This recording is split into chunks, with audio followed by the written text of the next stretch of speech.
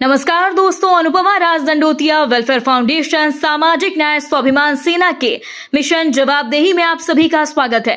दोस्तों, आज हम बात कर रहे हैं सुप्रीम कोर्ट के मुख्य न्यायाधीश बी.आर. गवई के उस बयान की जिसमें उन्होंने धृतराष्ट्र न्यायपालिका पर 78 साल के बाद बड़ा सवाल दाग कर कटघरे में खड़ा किया।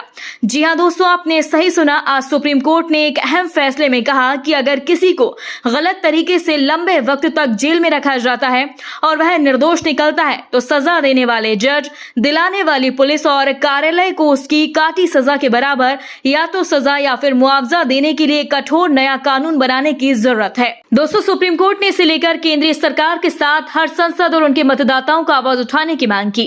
दोस्तों, कोर्ट ने कहा कि 26 जनवरी 1950 को लागू संविधान में इस पहलू की अनदेखी की गई है, पर फैसला लेना संसद के अधिकार क्षेत्र में आता है। संसद को इस पर जल्द कानून बनाना चाहिए। दोस्तों, आपको बता दें, सुप्रीम कोर्ट ने यह बात एक निर्दोष व्यक्ति के लंबे वक्त तक जेल में बंद रहने पर कही, क्योंकि आज ऐसा ही मामला सामने आया जिसमें पुलिस और प्रशासन की साठगांठ से एक निर्दोष को गलत तरीके से कैद में रखा गया और मौत की सजा तक दिला दी गई। जेल में बंद आजीवन जेल के दोषी की किस्मत अच्छी थी कि दोषी को सुप्रीम कोर्ट ने सुनवाई के दौरान 15 जुलाई को बाइज्जत बरी कर दिया, जिसके बाद इस केस पर सुप्रीम कोर्ट के न्यायाधीश जस्टिस विक्रम नाथ, जस्टिस संजय करोल और जस्टिस संदीप मेहता की बेंच ने कहा कि आज यदि इस केस में सही ढंग से बहस नहीं हुई होती, न्यायालय बारीकी से जांच नहीं करता, तो आज एक निर्दोष मारा जाता।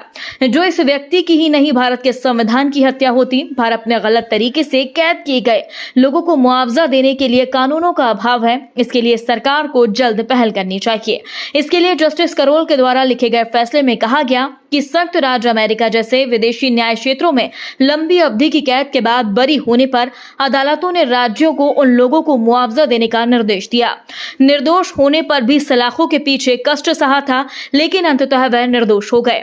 दोस्तों, आज 78 साल के बाद भारत में सुप्रीम कोर्ट ने निर्दोषों को मुआवजा और झूठी प्रकरण केस बनाने वालों के लिए सजा देने की बात कही और अमेरिका का भी जिक्र किया। मुआवजे के इस अधिकार को संघीय और राज्य दोनों कानूनों को भारत में बनाने की बात कही गई है। इस पर आप सभी का क्या कहना है, कमेंट बॉक्स में हमें जरूर बताएं।